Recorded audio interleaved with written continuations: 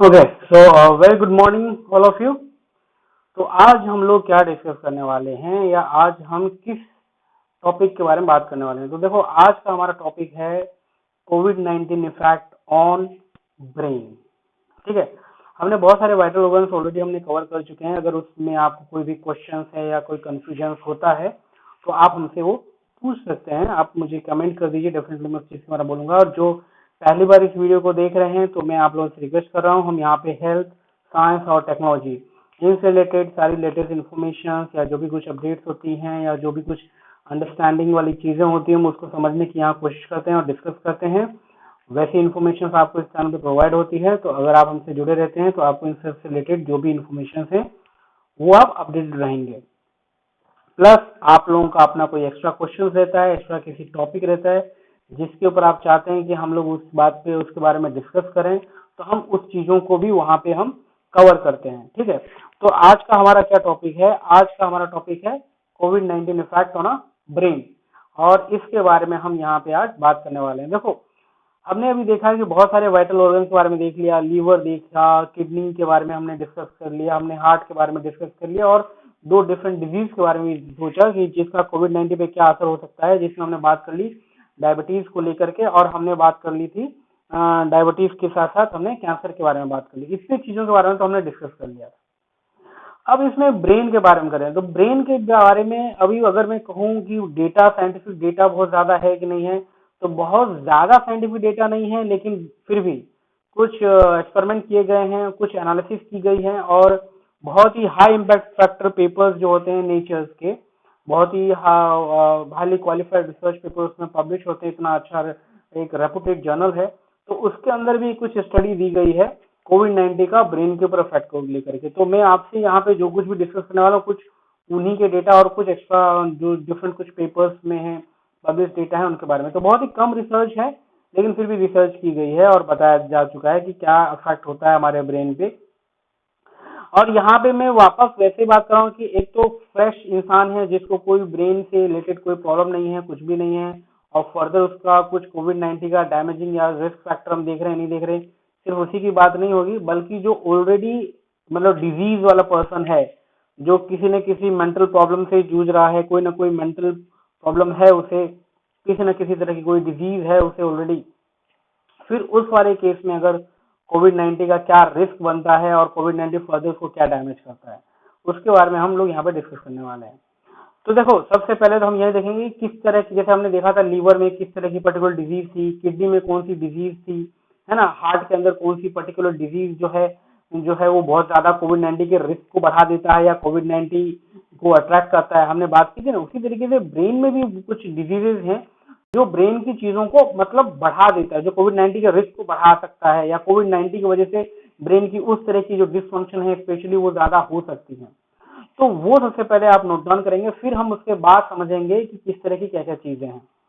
तो देखो, सबसे पहला है कंफ्यूजन। अगर कोविड-19 अगर हो रहा है तो कोविड-19 का सबसे जो ब्रेन की कुछ इफेक्ट्स हैं, जो ब्रेन में कौन कौन से इफेक्ट करते हैं, तो सबसे पहला कंफ्यूजन है ना। अब पहले आप सुन लो, उसके बाद मैं इसके बारे में थोड़ा डिटेल बताऊंगा। तो कंफ्यूजन है।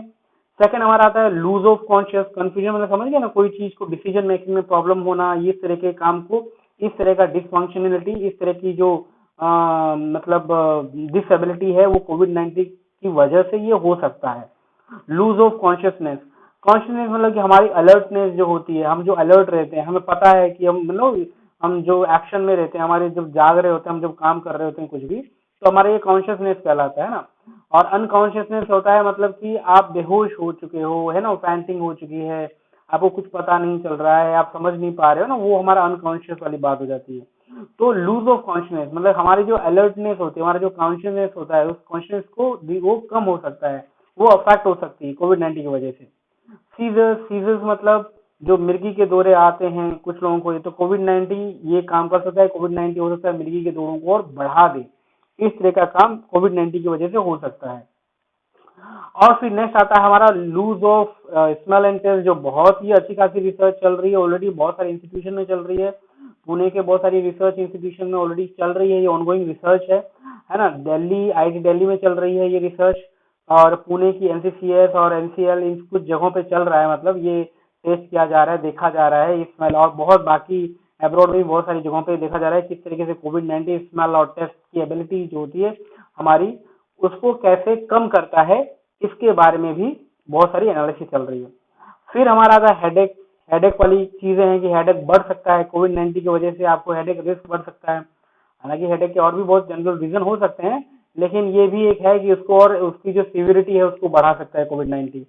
फिर है फोकसिंग में, मतलब कि मतलब यूं समझिए कोई भी चीज पे आप बहुत ज्यादा फोकस रह सकते हो, या फोकस आप स्टडी कर लो, या फोकसली आप ड्राइव कर रहे हो, या कुछ भी, मतलब कोई ऐसा काम जिसपे आप फोकस कर सकते हो अपने आप को, तो वो एबिलिटी को कम कर देगा। वो आप फोकस होने की जो एबिलिटी है किसी भी चीज को फोकस करने की, वो आपकी एबिलिटी कम हो जाएगी, मतलब कि आपका माइंड बहुत इजीली डाइवर्ट हो जाएगा, मल्टीपल चीजों के बारे में सोचेगा।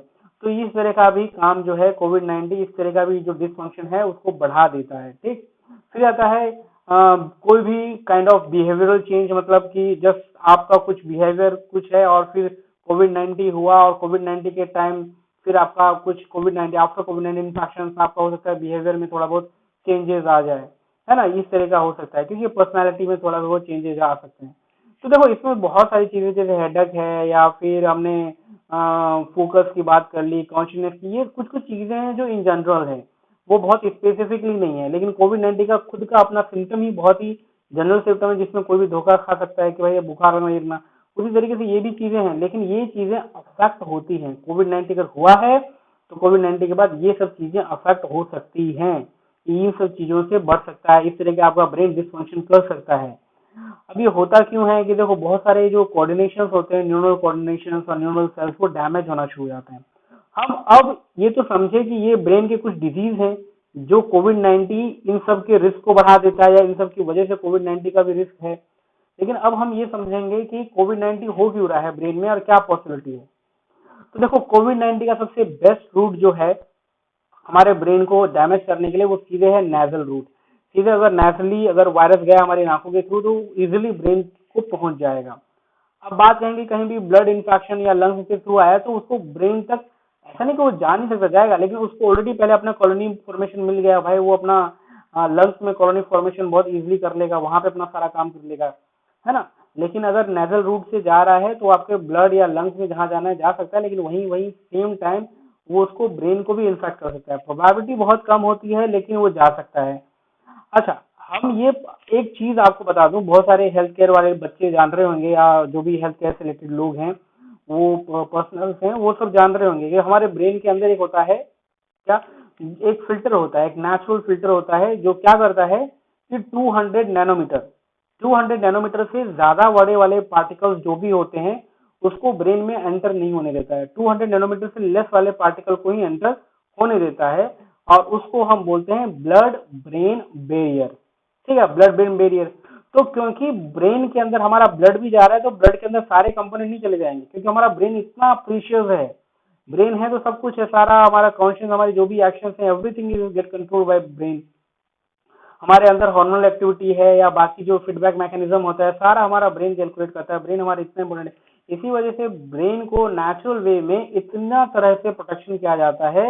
एक फिल्टर मैकेनिज्म होता है कि कोई भी ऐसी फालतू चीजें हमारी ब्रेन में ना जाए, फिल्टर मैकेनिज्म होता है, ये होता है। लेकिन फिल्टर मैकेनिज्म एक्ट करता है 200 नैनोमीटर, और हमारा जो वायरस होता है वो बहुत छोटा होता है। तो कोई भी अगर ये सोच रहे हो कि यार हमारे ब्रेन में ब्लड ब्रेन बैरियर है तो वायरस नहीं है, तो वायरस का पार्टिकल जो है वो छोटा होता है, 200 नैनोमीटर से बहुत ज्यादा छोटा होता है। तो इसी वजह से वो इजिली ब्रेन में हमारा जा सकता है, इन्फेक्ट कर सकता है। अब वो ब्रेन में तो चला गया।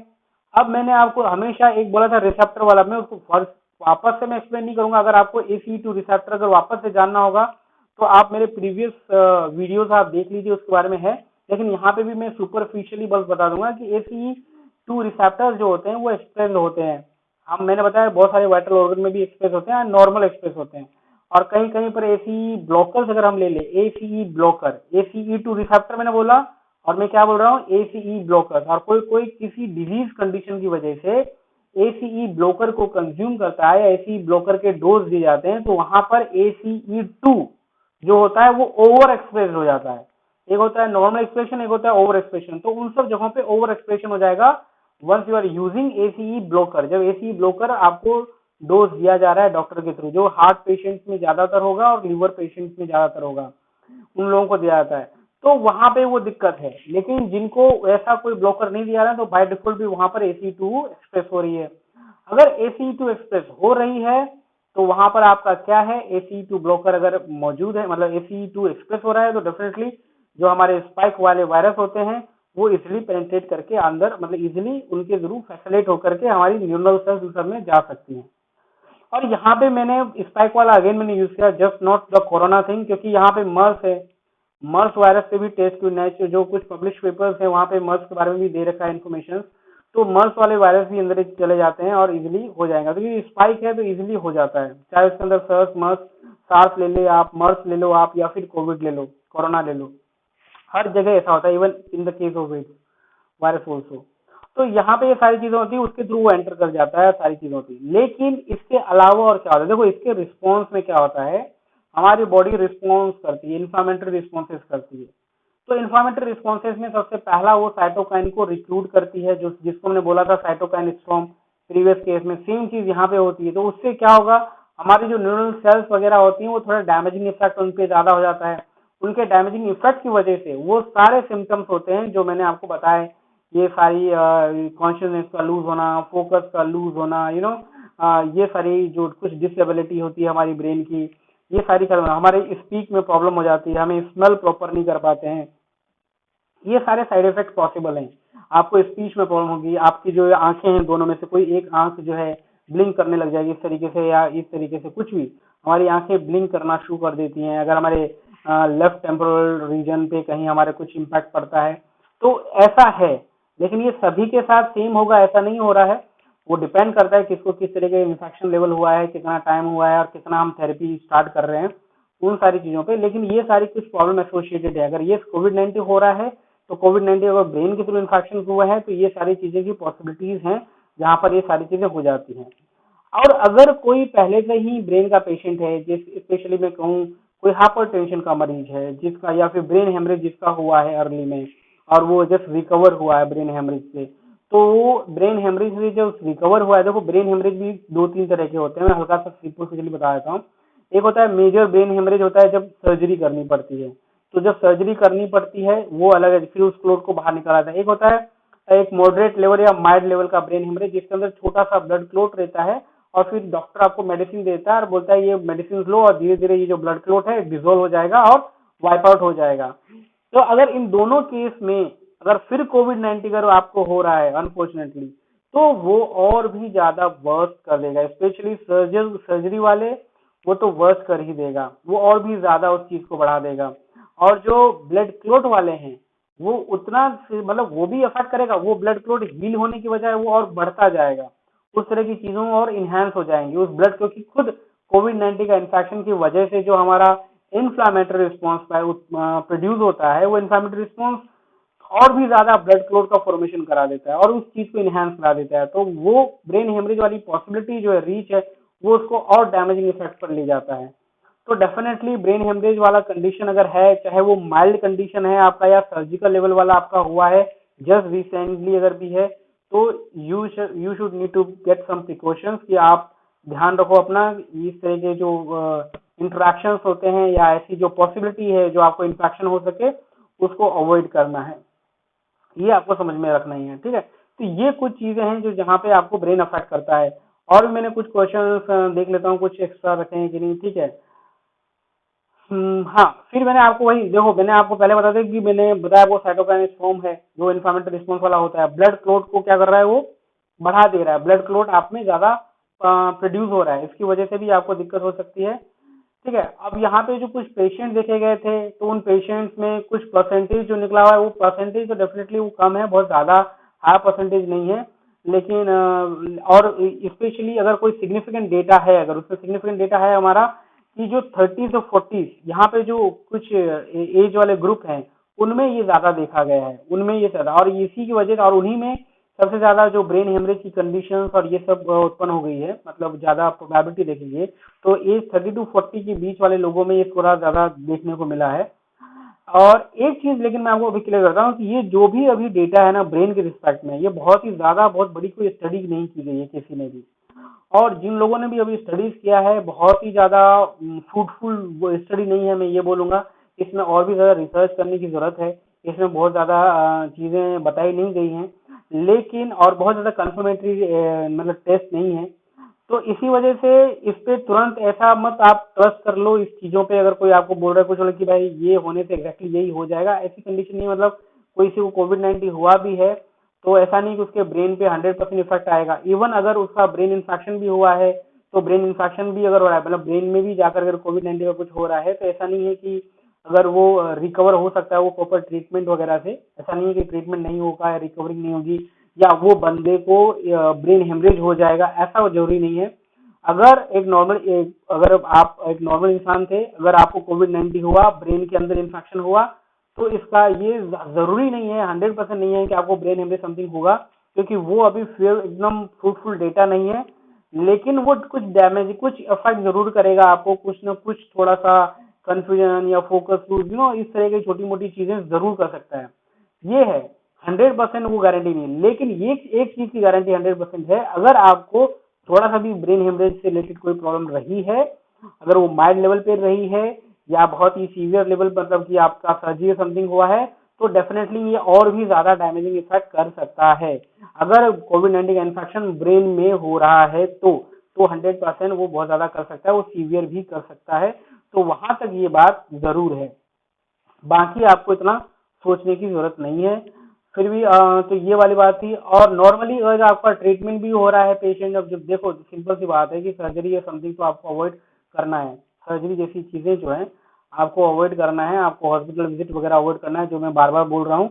जितना पॉसिबल है उतना करना है।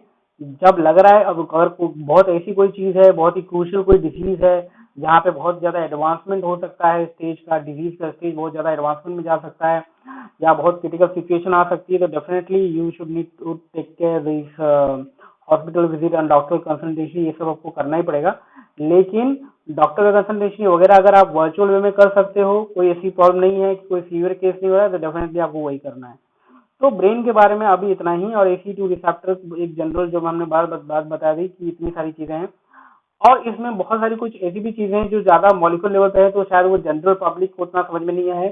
लेकिन अगर आप में से किसी को कुछ पूछना है या डिटेल में और कोई बात जानना चाहते हो, तो डेफिनेटली मुझे कमेंट कर दीजिए, मैं डेफिनेटली उसके बाद में बात करूंगा। और वो सारे लोग जो ये वीडियो देख रहे हैं, आप लोग हमारे साथ जुड़े रहिए। कमेंट करिए कि आपको कब पार्टिसिपेट, मतलब कि आपको क्विज में पार्टिसिपेट करना है कि नहीं। मैं उसी अकॉर्डिंग तभी मैं क्विज स्टार्ट करूंगा।